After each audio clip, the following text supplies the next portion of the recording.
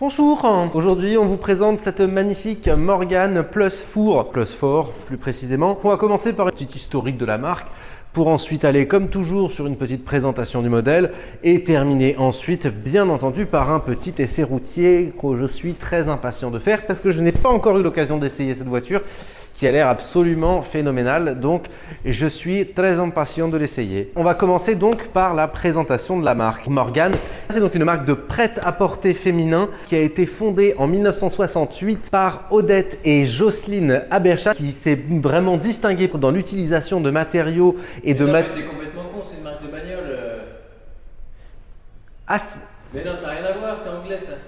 Ok, ok.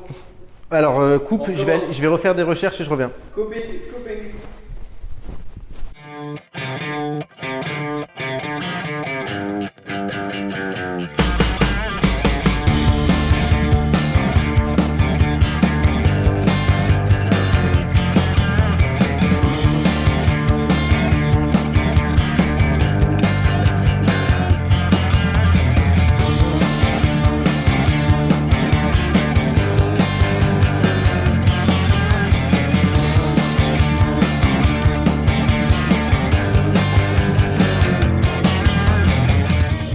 Turning.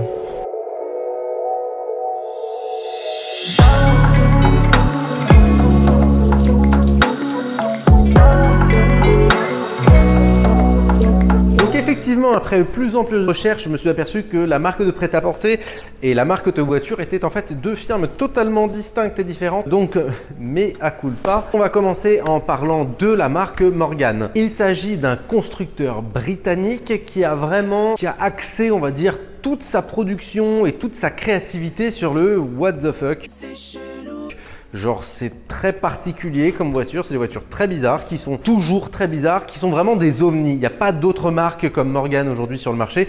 On va rentrer un petit peu dans le détail et vous allez comprendre pourquoi. C'est une marque très très chelou mais très très cool. Henry Frederick Stanley Morgan crée donc cette marque en 1910. À la base commence à faire des voitures très confidentielles en très petite production.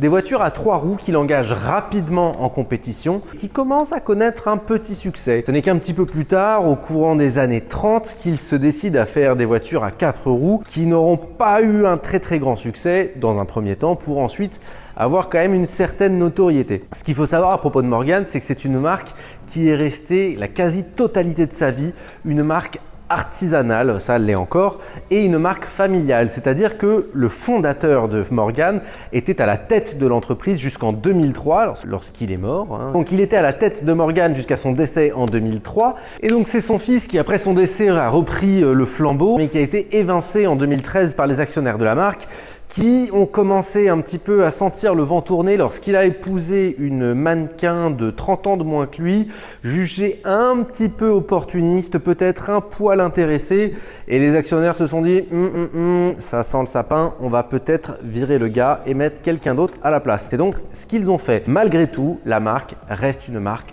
artisanale. Et c'est en ça qu'il s'agit d'un véritable ovni sur le marché automobile aujourd'hui. Tout d'abord, par sa tronche. C'est des voitures qui sont basées sur des voitures des années 40-50, enfin qui ont un style de voiture des années 40-50, ce qui est quand même plus très courant aujourd'hui, mais surtout qui ont une composition et une fabrication totalement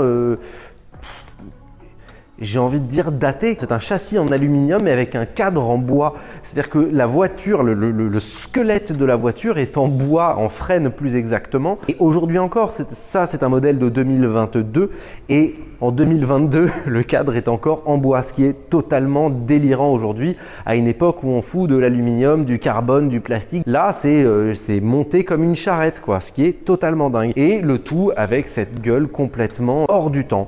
Donc, marque totalement hors de la production, et production d'ailleurs qui même elle est un petit peu particulière. Il n'y a pas de chaîne de production, tout est encore monté à la main. On a une provenance de pièces qui viennent d'un petit peu partout. On a des moteurs BMW avec des boîtes de la même provenance, mais en tout cas, tout est assemblé et monté à la main en Angleterre, qui est aujourd'hui très rare sur des voitures de ce segment. Celle-ci en particulier, il s'agit de la Plus Four. Alors pourquoi je dis Plus Four? C'est pour que vous compreniez, vu qu'elle remplace la Plus Fort. Donc la seule différence entre les deux noms de modèle, c'est que l'ancien modèle s'écrivait Plus PLUS et 4 le chiffre. Aujourd'hui, celle-ci s'écrit plus PLUS et FOUR, F-O-U-R, qui veut donc dire 4 en anglais.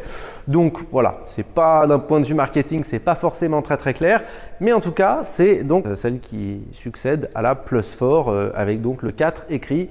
Celle-ci est une Plus 4 en toutes lettres. On s'en bat les couilles. C'est quand même incroyable, le modèle a été remplacé après plus de 70 ans, c'est-à-dire que le modèle d'avant aura tenu en production 70 ans, ce qui est colossal. Alors, je pense que si on regarde les chiffres de combien de Plus 4 ont été produites, ça ne fait pas tourner la tête non plus parce que, comme on le disait, c'est des voitures artisanales produites en assez petite série. Mais quand même, on salue la longévité de ce modèle qui aura duré 70 ans. Et celle-ci, d'ailleurs, est encore très fidèle à son modèle d'avant, sensiblement la même. Ça pourrait presque être une phase 2. Alors, il y a une phase 1 et une phase 2 d'ailleurs de la Plus 4. Mais c'est vraiment une modernisation du modèle d'avant qui n'avait pas changé jusqu'alors. Alors, c'est une voiture qui devait être dévoilée en 2020 au Salon de Genève, ce qui a été légèrement bousculé par un petit épisode de l'histoire de l'humanité qu'on a appelé le Covid. Coronavirus. Connard de virus. Pour ceux qui se souviennent, ceux qui étaient nés à cette époque, ça commence un petit peu à remonter. Mais donc, c'est une voiture qui a été dévoilée sur Internet, ce qui est assez marrant et assez peu en adéquation avec la philosophie de la marque, pourtant très dans le rétro, dans le passé, dans le côté artisanal et pas forcément dans le côté très cyber tech web. Pour ce qui est de sa conception, ça n'a pas beaucoup changé. On a toujours un châssis en aluminium collé avec un cadre en bois, toujours du frêne. On l'aperçoit d'ailleurs quand on ouvre un petit peu le capot. Et ensuite, on a sous le capot d'ailleurs un moteur d'origine BMW. Il s'agit d'un 2 litres, donc 4 cylindres 2 litres turbo qu'on retrouve notamment dans le BMW Z4 ou dans la Toyota Supra. Il paraît que les plaquettes de frein aussi sont en freine.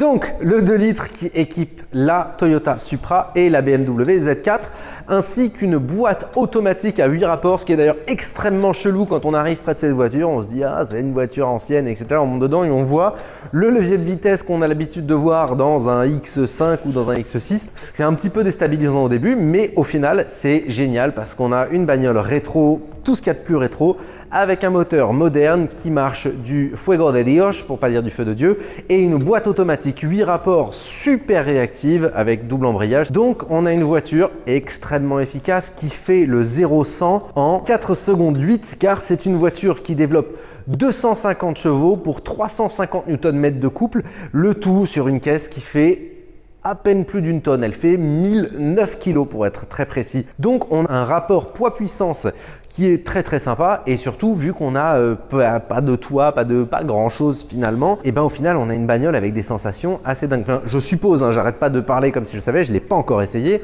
on va aller voir ça rapidement, mais franchement je suis assez enthousiaste à l'idée d'essayer cette voiture qui me semble quand même très prometteuse. Petit détail assez marrant, il y a une capote pour pouvoir rouler éventuellement sous la pluie, ce qui en soi est assez con, mais on peut rouler sous la pluie. Et donc il y a des fenêtres, mais les fenêtres, elles même pas qu'elles se truc à la main ou qu'elles se, non, on les enlève, on les dépose. Donc soit on part avec, soit on part sans quoi. Il n'y a pas de ah peut-être on ouvre, on ferme les fenêtres. Non. Soit elles restent à la maison, soit elles sont sur la bagnole, ou alors on arrive peut-être à les caler derrière les sièges. Ça, j'en sais rien. Mais en tout cas, voilà, c'est encore une conception assez chelou. Et on a une fabrication qui est très anglaise quoi. C'est du beau, rondement mené, joliment exécuté. C'est chic. C'est chic, extrêmement chic. Et finalement, je trouve qu'on a une qualité d'exécution à bord qui est quand même assez époustouflante pour une voiture artisanale. Mais ça, on va vous en dire un petit peu plus à bord du véhicule. Alors à l'intérieur, tout est assez déstabilisant finalement parce que mes sens sont totalement troublés. Je ne sais pas si je suis à bord d'une voiture vraiment ancienne ou d'une voiture vraiment moderne. C'est-à-dire que j'ai un gros volant avec ces espèces d'encarts pour mettre les pouces qui semblent être des commandes au volant mais qui n'en sont pas. J'ai un petit écran qui sert pas à grand chose mais qui est assez joli et qui me rappelle qu'on est bien en 2023. J'ai des petits manos et des compteurs qui sont analogiques mais qui ont un design assez moderne. J'ai des boutons en aluminium, j'ai une boîte BMW donc avec le levier de vitesse et j'ai de la pièce de super qualité, un frein à main en aluminium usiné qui est absolument magnifique. J'ai du cuir de très belle qualité. Je sais plus où je suis quoi. Je suis dans une petite barquette et en même temps je suis dans une voiture quand même assez luxueuse. Je suis dans une voiture ancienne et en même temps dans une voiture très moderne avec des palettes au volant. Je suis complètement perdu Thibaut, je sais plus où je suis, je sais plus qui je suis, je sais plus où j'ai mal. En termes d'équipement, bon, ça reste assez spartiate, hein. En même temps il n'y a pas besoin de grand chose. Est-ce qu'on a même une autoradio là-dessus? Je crois même pas, hein. Non, il n'y a même pas d'autoradio. Il y a la clim, ça quand même cool. Bon, est-ce qu'il y a le régulateur? Ben non, il n'y a pas de régulateur. Voilà, donc en termes d'options, on a la clim, le chauffage, la direction assistée. Pas les vitres électriques. Les sièges chauffants, ce serait pas mal. Est-ce qu'on a des sièges chauffants? Non, on n'a pas de sièges chauffants. On a un filet. Ouais. C'est cool, non? Un petit filet. Pour jouer au badminton? Par exemple. Et en même temps, j'ai envie de vous dire, on s'en bat les couilles d'avoir des options là-dessus. Alors si, j'ai 3 essuie-glaces.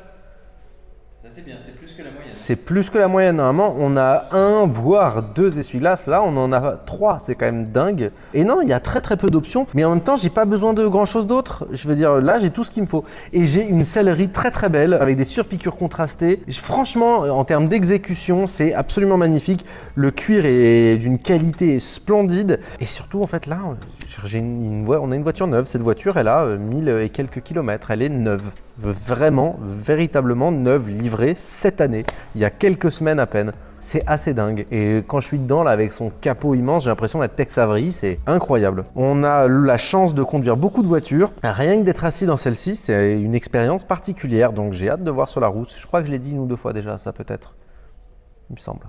Alors pour les besoins de la vidéo, on a déjà déverrouillé ce capot qui est extrêmement compliqué à déverrouiller seul. Mais voilà, déjà, on a quand même un truc très souple, ce qui est assez surprenant aujourd'hui. Et on a ce moteur moderne qui, au vrai, n'aurait rien à foutre là en temps normal, mais il est là, rentré au chausse-pied. Il y a la place pour rien de plus. C'est quand même hyper chelou, quoi. D'ouvrir ce truc, cette barquette et d'avoir ça dedans, j'y comprends rien. Bon, allez, c'est parti.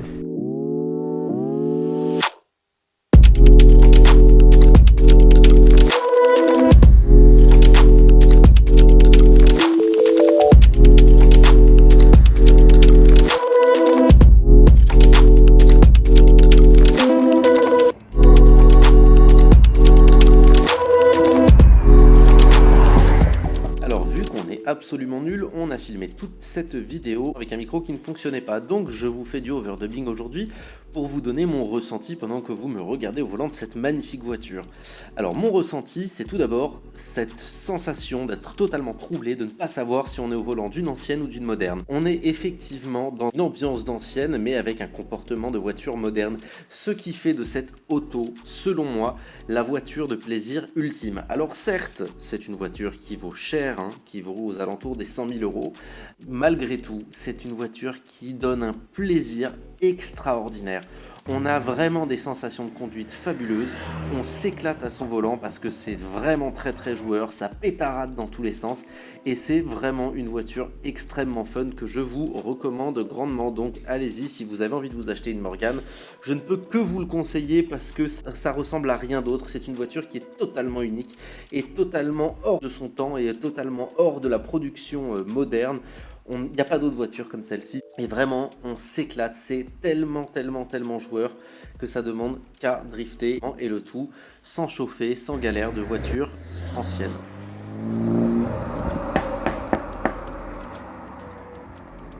Voilà, j'espère que vous aurez aimé cette vidéo, que vous aurez aimé cette voiture totalement hors du commun.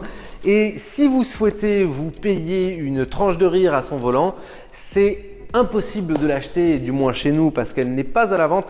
Mais vous pourrez malgré tout, avec votre petit porte-monnaie en poche, vous faire plaisir en allant chez Sunset Ride, la société de notre très gentil et joli copain Paul, qui vous propose une sélection de voitures de collection, de voitures de caractère et de voitures de charme à la location, soit pour des shootings photos ou des tournages, soit pour carrément aller rouler sur les petites routes avec, se faire des rallyes. Si vous êtes toute une bande de copains, vous pouvez louer plusieurs voitures. Ils vous proposent des itinéraires, ils vous proposent tout plein de services archi cool.